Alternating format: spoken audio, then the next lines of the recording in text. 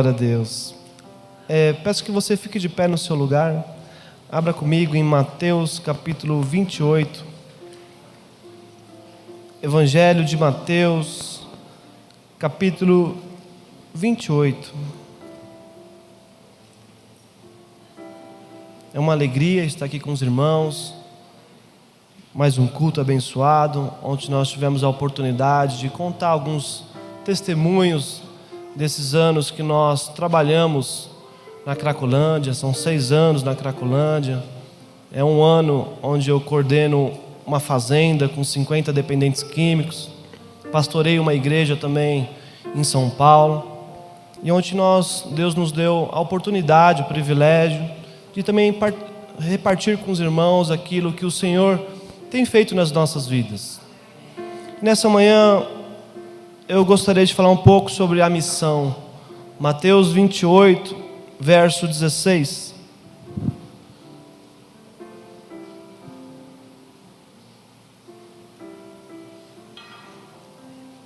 Mateus capítulo 28, verso 16, diz assim: Os 11 discípulos partiram para a Galiléia, para o monte que Jesus lhes tinha designado.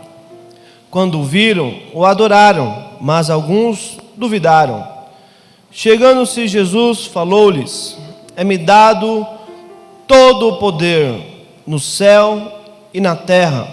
Portanto, ide e fazei discípulos de todos os povos, batizando-os em nome do Pai e do Filho e do Espírito Santo, ensinando-os a guardar todas as coisas que eu vos tenho mandado, e certamente estou convosco todos os dias, até a consumação do século. Amém? Feche os teus olhos por um instante, vamos orar mais um pouco na presença do Senhor. Pai querido, Pai santo, eu te agradeço por esta igreja que nos acolheu com amor. Muito obrigado pelos pastores, muito obrigado por essa linda igreja. É um privilégio, ó Pai, uma honra de estar aqui, ó Pai, com os teus filhos amados, ser participante desta grande obra que o Senhor está fazendo em Itaúna. Pai, em nome de Jesus, eu peço que o Senhor venha abrir as portas do céu mesmo sobre esta igreja, que o Senhor venha dar o melhor para o teu povo aqui, ó Pai. Em nome de Jesus, ó Pai, nos dá as riquezas encobertas, as riquezas escondidas, ó Pai. Traga aqueles, ó Pai, que são donos, ó Pai, empresários, que possam ajudar nesta obra, no novo templo. Nós colocamos nas tuas mãos, porque tu és o dono da prata e do ouro. Pai, em nome de Jesus, toma nas tuas mãos nessa hora, que o teu poder venha sobre esta igreja, que nós possamos ser despertados, ó Pai, para a missão de propagar o evangelho do reino. Em nome de Jesus, amém e amém. Podeis assentar por um instante. Estava de manhã meditando na palavra do Senhor, como o pastor disse, também meditando, né, pastor, de manhã. Nós acordamos, já vamos falar com o Senhor, ler a palavra. E o Senhor colocou muito forte no meu coração a respeito da missão da igreja. Antigamente, coisa de missionário era algo muito distante de nós, da nossa realidade. Era algo para algumas pessoas, essa questão de ser um missionário ou um miserável, como muitas igrejas tinham seus missionários, que largavam seus empregos, largavam tudo, e iam para outras nações. Eu conheço amigos meus que a igreja abandonou eles, largou eles, a família. Mas Jesus está falando aqui, e essa é uma palavra para toda a igreja. No verso 19 ele diz assim: Portanto, ide e fazei discípulos de todos os povos, batizando-os em nome do Pai e do Filho e do Espírito Santo, ensinando-os a guardar todas as coisas que eu vos tenho mandado, e certamente estou convosco todos os dias, até a consumação do século. Portanto, ide. Esta é a grande chamada da igreja, a grande comissão da igreja, de nós irmos e fazermos discípulos, batizando em nome de Jesus. Nós temos que entender que se nós não obedecemos o ide do Senhor, isso é um pecado, é um erro. Mas você pode me dizer assim: pastor, eu não como comida chinesa, eu jamais vou estar na China. Amém. O seu chamado não é um chamado transcultural. Realmente você nunca vai para a China, você nunca vai para a Arábia, nunca vai para a Coreia do Norte, que é o país onde mais se mata cristãos. Depois é a Arábia Saudita. Mas você pode orar pelos missionários que ali estão.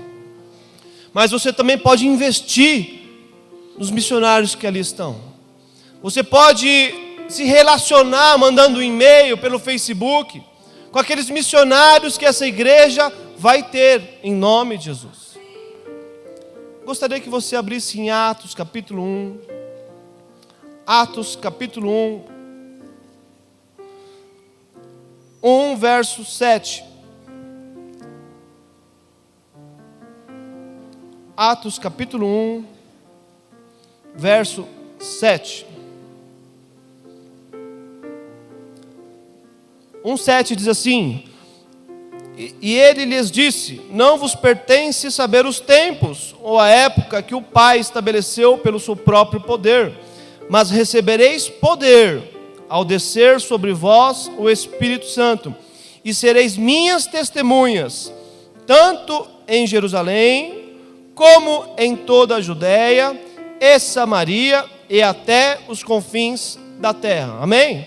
Aqui ele está falando tanto em Jerusalém, como em toda a Judéia e Samaria e até os confins da terra. Ou seja, isso acontece ao mesmo tempo. Ao mesmo tempo que eu estou aqui em Itaúna, sendo testemunha de Cristo, quando eu estiver em São Paulo, também estarei ali testemunhando de Cristo. Ou seja, onde quer que eu ande, eu testemunho do Evangelho, eu falo de Jesus. Essa imagem que missionário é só alguns, são só algumas famílias, precisamos romper essa mentalidade. Eu e você, nós somos um missionário. Nós temos que responder a esse chamado do Senhor. Que eu tenho que ser testemunha, tanto aqui em Jerusalém, como em Judéia, em Samaria e até os confins da terra. E o Senhor, Ele nos dá alguns princípios para nós obedecermos essa chamada. Deus, Ele nos ensina como fazer isso. Eu gostaria que você abrisse em Lucas, volte um pouquinho agora. Lucas capítulo 10. Lucas capítulo 10. É a missão dos 70. No capítulo 9, Deus chama os discípulos. Depois, capítulo 10, o Senhor separa 70 missionários, 70 discípulos, e envia eles. E como nós estávamos conversando, eu e o pastor, ontem à noite, que Deus trabalha por princípio. E em nossa igreja, lá em São Paulo, nós temos um seminário chamado Escola de Princípios, porque também nós entendemos que Deus trabalha por princípios. E aqui o Senhor, Ele nos dá esses princípios da obra missionária. Lucas capítulo 10, verso 1, diz assim: depois disso, designou o Senhor ainda outros 70, e mandou-os adiante de si, de 2 em 2, a todas as cidades. Aqui eu já vejo a unidade da igreja, eu vejo a união. Não, é impossível nós fazermos a obra do Senhor separado do corpo, sozinhos. Dessa forma a gente vai morrer. É por isso que muitos missionários estão largando o campo. É por isso que muitos pastores estão fechando as igrejas. Em São Paulo isso é quase que normal, porque quer andar sozinho. E a obra do Senhor se faz em unidade. Um desce até o poço para pegar a água, Eu vou até as nações e alguém tem que segurar a corda, em oração, em intercessão, em se comunicando com a minha família se eu preciso de alguma coisa. Alguém tem que segurar essa corda, porque os missionários, já estamos descendo ali ao poço para pegar a água. Então no verso 2 agora diz assim: disse-lhe, grande é em verdade a seara, mas os obreiros são poucos. Rogai, pois, ao Senhor da seara, que envie obreiros para a sua seara. O segundo princípio é tempo de oração. Rogai. Rogai ao Senhor. Ore todo o tempo. Esteja ligado a Deus todo momento da sua vida. Tenha uma vida de oração. Nós olhamos para a vida de Daniel, que orava 3 vezes ao dia, mas ele não tinha essa intimidade com o Espírito Santo que você e eu nós temos. Nós podemos orar a Ele a todo instante.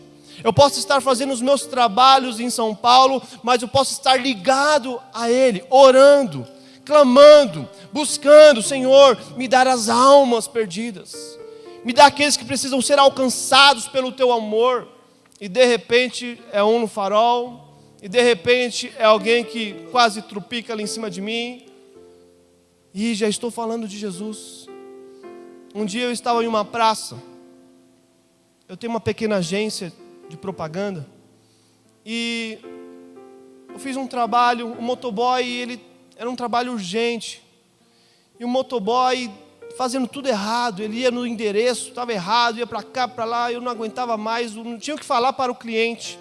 Eu peguei e falei: fica aí, cara, fica aí nessa praça, que eu estou indo aí te buscar, fica aí, para aí. E eu peguei meu carro, saí do escritório, fui até ele, não achei ele, ele mentiu.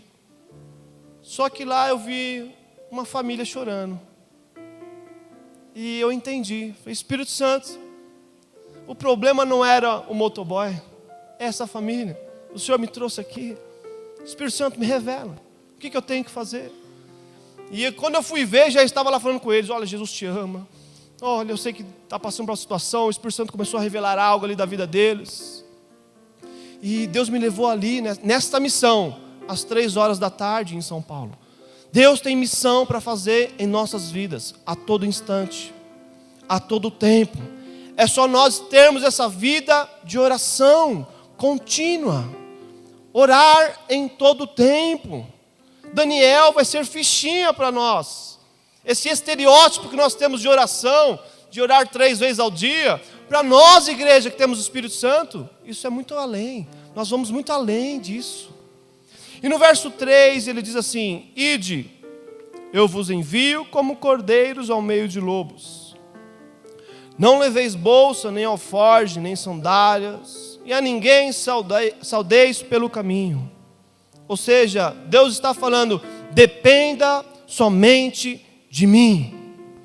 Muitas vezes ficamos chateados porque não tivemos um reconhecimento do patrão, um reconhecimento da empresa onde nós trabalhamos, um reconhecimento dos clientes, de um líder.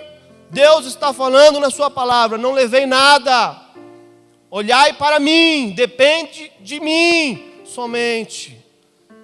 No verso 4 ele diz assim, no verso 5 ele diz assim: quando entrardes numa casa, dizei primeiro: paz seja nesta casa. Um dia eu tive uma experiência linda com Deus. Eu estava na Cracolândia às 4 da manhã, e aquele dia começou a chover, e eu e um pastor amigo saímos com uma caixa na mão, entregando pão. Em um certo momento acabou os pães, só tínhamos folheto. E eu parei em um lugar, acho que talvez você já viu na televisão, que são uns buracos que eles fazem assim, em alguns lugares abandonados. E eu comecei a ver crianças de 7, 8 anos ali, filhos de crente. Tinha um ali que chamava Israel, menino lindo. E eu não posso ver criança, alguma coisa mexe comigo. Eu não tenho chamado para trabalhar com criança, mas eu acho lindo quem tem esse chamado. E eu vi aquelas crianças fumando aquela pedra, e eu falei: vamos levar o que nós temos, vamos levar Jesus. E comecei a entrar para aquele lugar escuro, de madrugada, arrancando as crianças dali. um traficante olhando para mim, um traficante bem vestido, olhando. E eu comecei a arrancar as crianças, vem, sai daí, vem conversar. E eu tirei alguns deles, outros não. E de repente eu entrei lá para dentro. Era um inferno aquele lugar. Eu entrei outras vezes durante o dia, mas foi a primeira vez que eu entrei na madrugada. Você não enxergava nada, era só escuridão, pessoas jogadas em todo lugar, usando crack, entrando e saindo daquele lugar, consumindo. Eu entrei em um lugar muito escuro, onde eles fizeram uma fogueira. Pessoas jogadas, dormindo do lado da fogueira. E quando eu e esse pastor, nós entramos nesse lugar, eu lembrei dessa passagem. Que a paz do Senhor Jesus esteja sobre esse lugar. E quando eu falei isso, eu perguntei, tem algum crente aqui? Ah, sim, Assembleia Universal, estou aqui. E uma menina, uma moça, que estava no meio ali, na roda, usando crack. Ela ficou abismada com aquilo. Daquilo que nós fizemos naquela noite, naquela madrugada. E ela jogou o seu cachimbo e começou a pregar no meu lugar. Começou a falar, meu Deus, como Deus nos ama. Começou a pregar para o pessoal. Esse pessoal entrou aqui de madrugada porque Deus nos ama. A gente não vale nada para a sociedade. Ela começou a pregar e eu saí. Porque a paz do Senhor entrou naquele lugar, onde aos olhos humanos jamais entraria. Jamais poderia ter paz naquela casa, mas a paz do Senhor invadiu aquele lugar. É o momento de nós declararmos a paz do Senhor. Onde quer que você ande, declare a paz do Senhor. Nossos pés levam o evangelho da paz. Somos marcados nesse mundo porque nós temos a alegria da salvação, coisa que o mundo não tem e busca nas drogas, na prostituição. Eu e você, nós temos essa obrigação de irmos para todo mundo e pregar esse evangelho. Anunciar o reino do Senhor, que é paz, que é alegria, que é regozijo. Amém? No verso 6 diz assim, se ali houver algum filho da paz, repousará sobre ele a vossa paz. Se não, voltará para vós. Ficai na mesma casa, comendo e bebendo, do que eles tiverem. Pois digno é o obreiro do seu salário. Não andeis de casa em casa. Aí aqui é um mistério. Comer do que eles te oferecerem. Isso é um mistério. Um dia eu estava numa favela em Pirituba. Eu e um amigo. Eu fiz amizade com uma moça na rua, chamada Elaine. Ore por ela. Fiz amizade. E ela foi me levando assim na favela, eu entrei dentro da favela. Quando eu fui ver, eu conheci o marido dela. E quando eu fui ver, eu estava na cozinha dela, com o marido dela, conversando. Numa favela. E aquele moço, cortando uns frangos ali vencido, que ele tinha ganhado. Imagina o cheiro. Ele disse, ô pastor, o senhor aceita um café? Sim. E o seu menino? Eu falei, sim também. Nem deixei ele responder. Sim. Então veio aquela aguinha suja, só suja, não tinha gosto de nada. E um cheirinho assim especial, de frango. Tomamos aquele café. O Senhor entrou naquela casa. Aquele moço era um traficante, eu não sabia. As pessoas entravam ali para usar drogas. E aquela moça começou a ir para um ponto de pregação que eu tinha próximo à favela. E grandes coisas o Senhor fez na vida daquele casal. Existe um mistério nisso. Eu estive em Macaparana, Pernambuco, interior de Pernambuco. Me levaram na casa de um senhor, ele batia nos crentes. Ele batia em pastor. Se você fosse pregar o evangelho para ele, batia. Um cabra macho mesmo, um pernambucano, cabra macho, né? Só que chegou a idade, ele já não enxergava muito bem. O filho dele me levou, todo com medo, por levar um pastor. E Deus deu a graça. E ele me chamou, pastor, o senhor almoça comigo amanhã? Sim, vamos comer. Crente gosta de comer, né? Então me deram uma galinha lá, que eu não sei nem falar o nome, é gadidela, com sangue, né? Eu não sabia, comi tudo. E macaxeira também, comi muita macaxeira, né? Aqui como se chama? Aipim, mandioca, né? E só que antes de nós comermos, a gente não sabia se orava, se não, porque eu estava na dependência do filho, o pai nunca gostou disso. E quando a gente ficou assim, quieto, o senhorzinho disse: não vai orar não? Sim, vamos orar. Nós oramos, comemos com ele. E esse senhor, que a vida inteira perseguiu os crentes, hoje dorme no Senhor. Aceitou a Jesus ali. De 12 pessoas que o Senhor salvou em Macaparana, 8 pessoas foi nas ruas. A gente saía na rua, comendo, tomando café, entrava, as portas que se abriam a gente entrava, falava de Jesus, orava, e as pessoas, algumas delas, aceitavam a Jesus em lágrimas.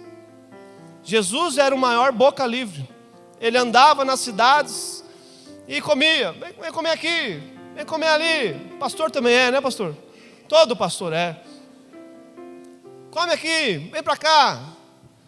Quando nós comemos daquilo que nos oferece, nós somos inseridos na realidade e na cultura deles. E eles nos respeitam por isso.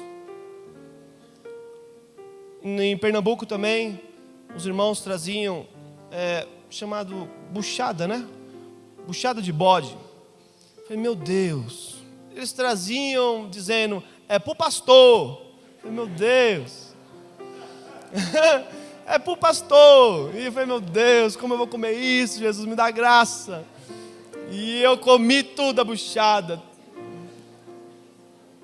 E eu fiquei doente. Toda viagem eu fico meio doente.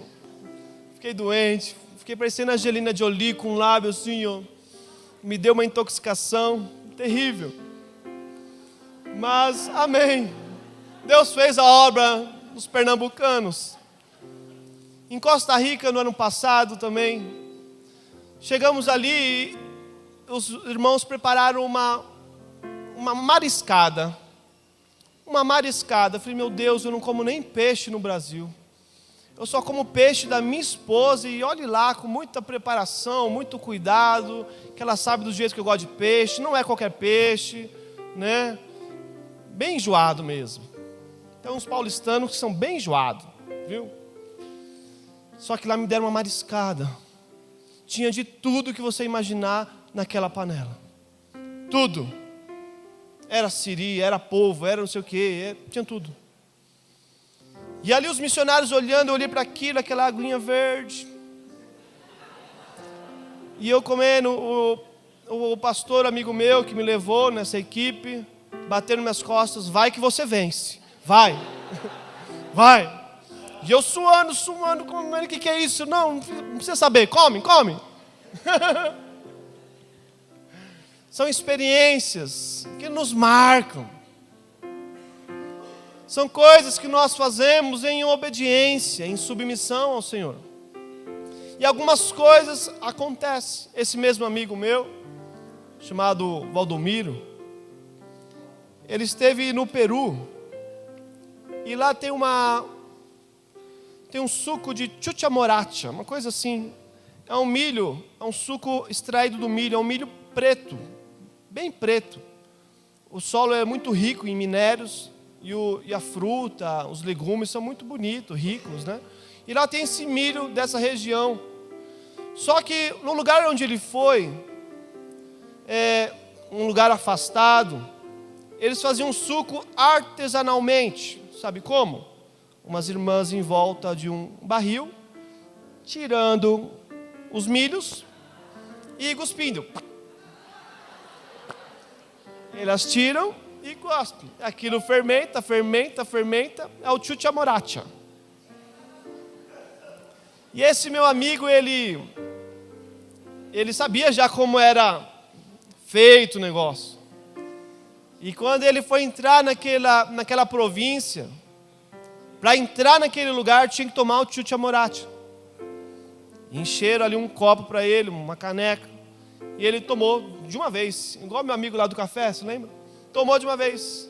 O peruano olhou, gostou, tome mais. E ele tomou. E na pregação dele, a gente quando prega em outro país, é diferente, a cultura é diferente, os costumes, a gente já fica apreensivo para pregar no Brasil. Imagine em outros lugares, em outros países, é muito difícil. E esse pastor pregou lá, do jeito que Deus usou ele, e 10 pessoas aceitaram a Jesus. E o pastor de lá perguntou, você sabe por que as pessoas aceitaram a sua pregação, a sua mensagem? Ele disse, porque a palavra é poderosa, a palavra liberta, a palavra salva, também, mas porque você tomou do tchutcha moratia deles. Obedeceu a um princípio estabelecido por Deus. No verso 8, ele diz assim, quando entrardes numa cidade e vos receberem, comei do que vos oferece. E no verso 9, curai os enfermos que nela houver, e dize-lhes, é chegado a vós o reino de Deus. Na obra missionária existem sinais de Deus. Curai os enfermos. Isso é uma obrigação da igreja. E quando nós pensamos em curar enfermos, pensamos em paralíticos andando, mas o grande mal da sociedade moderna tem sido a depressão, uma doença da alma. Eu já tive depressão, síndrome do pânico, Deus me curou. É a alma que está doente, é a alma que precisa de um refrigério, e só o Criador pode curar. Na Cracolândia, Deus nos usa muito com cura, mas sabe como? Só ouvindo, porque ninguém quer ouvir aquelas pessoas. São marginalizados, são julgados por estarem ali, não querem nada, enfim. E eu me peguei muitas vezes, passando a madrugada quase inteira, apenas com uma pessoa que o Senhor me deu, e ele falava de todos os seus problemas, tudo aquilo que ele passou, chorou, e eu ouvia ele, gastei o meu tempo ouvindo. Então cure os enfermos de onde existiam essas pessoas. Se Deus colocar pessoas enfermas perto de você, cure, ore por elas. Muitas vezes Deus vai nos usar na área que nós fomos afligidos. Como eu tive depressão, muitas pessoas também foram libertas através do meu testemunho. Da forma que Deus me curou, foi uma oração.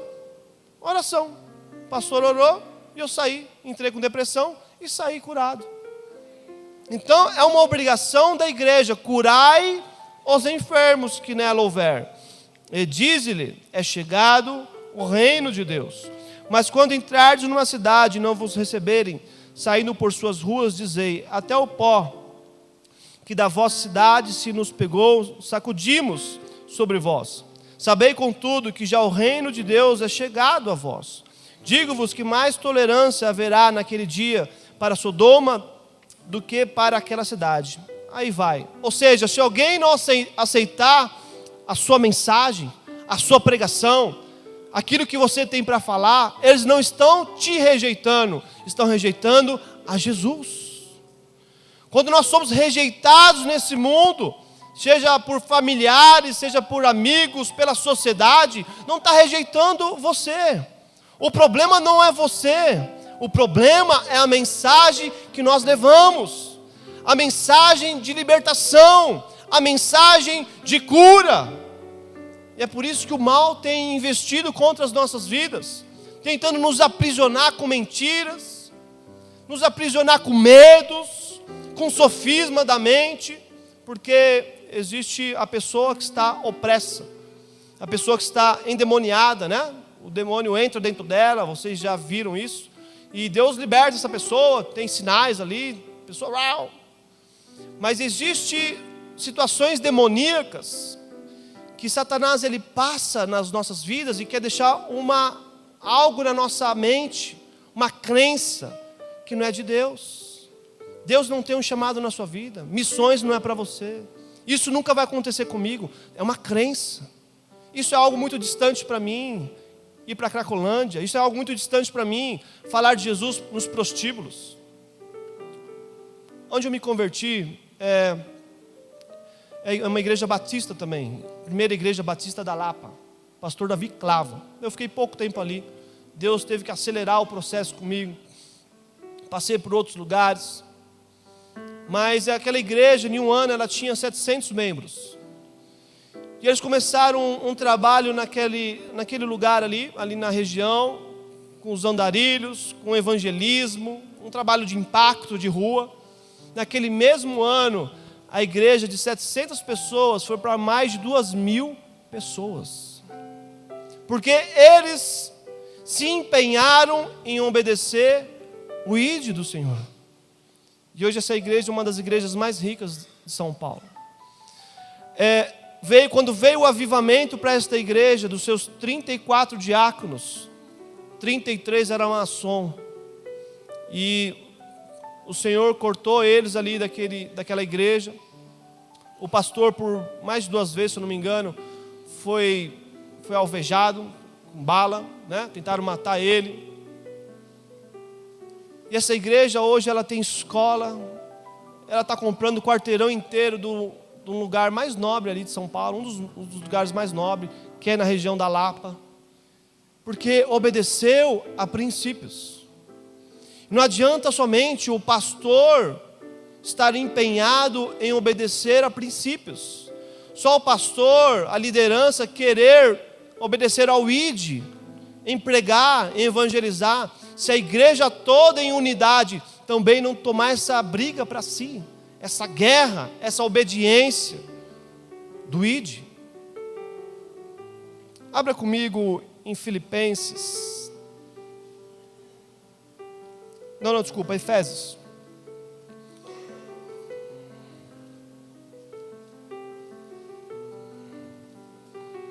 Efésios capítulo 1.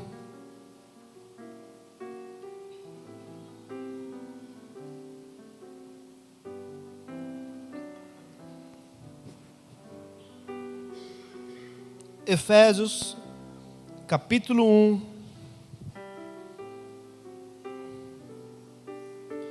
Capítulo 1, verso 15 de Efésios. Efésios 1, 15. Todos acharam? Se não achou, temos o telão. Diz assim a palavra: pelo que ouvindo eu também falar da fé, que entre vós há no Senhor Jesus, e no vosso amor para com todos os santos, não cesso de dar graças a Deus por vós, lembrando-me de vós nas minhas orações, para que o Deus de nosso Senhor Jesus Cristo, o Pai da glória, vos dê em seu conhecimento o espírito de sabedoria e de revelação.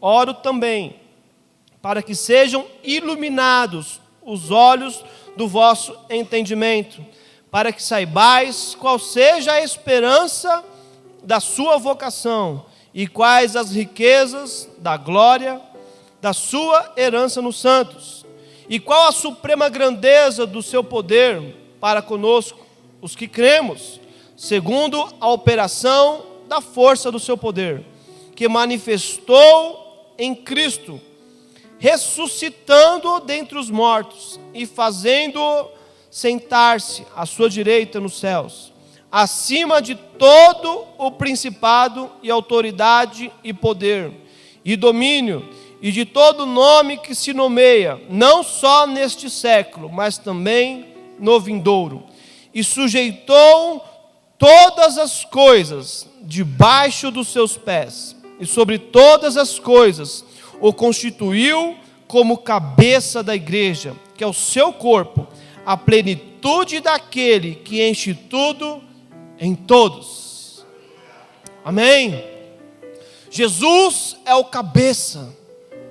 Jesus é o cabeça desta obra que Ele está fazendo com a igreja que somos nós. Igreja é pessoas, é gente, é um organismo vivo, Muito se fala hoje, se discute muito a respeito de igreja, se é institucional, se não é institucional. É claro que ela tem que ser institucional.